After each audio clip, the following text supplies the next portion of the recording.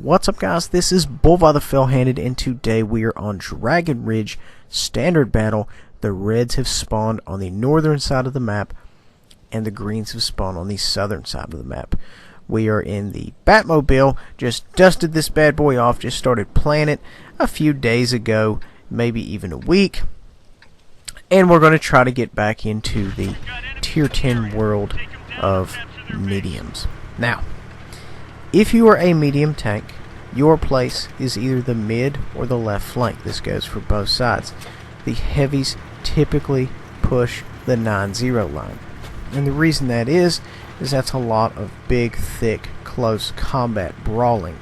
So your brawling heavies need to go 9-10 line. Now, of course, does this include your 50Bs and your T-57 heavies?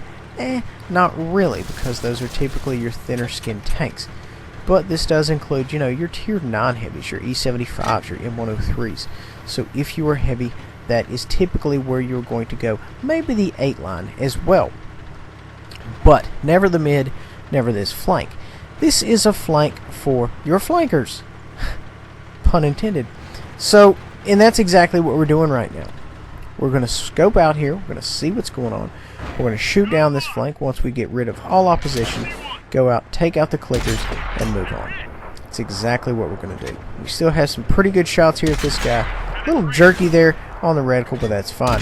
Losing a little bit more HP than I normally like to admit. But you know what? Sometimes you can't always evade every single round. Now, normally this is not what I recommend. You normally want to conserve your HP, but some things can't be avoided. If you're going to play aggressive like we're doing in a platoon, then this is kind of how you need to do it. If you're solo, I would say yes, you need to be very, very cautious when you're with a platoon and you have coordinated movements. You can kind of change things up. Kind of pinned in the LTTB there. We're going to shut him down.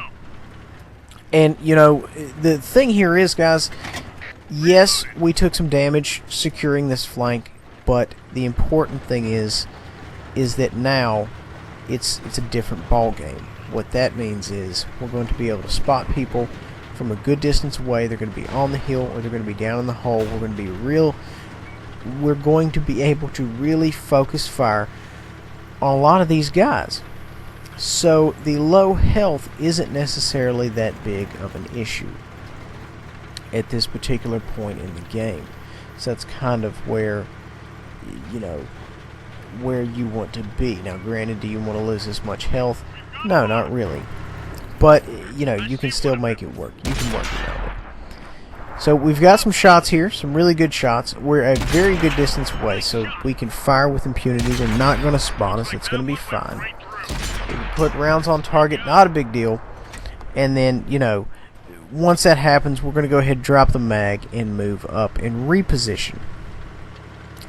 And guys, if you're setting somewhere for more than 30 seconds and you haven't done anything, you're doing it wrong. And this is for any tank. That's why I don't necessarily advocate camping, because camping kind of, says, hey, I'm just going to sit here until something happens.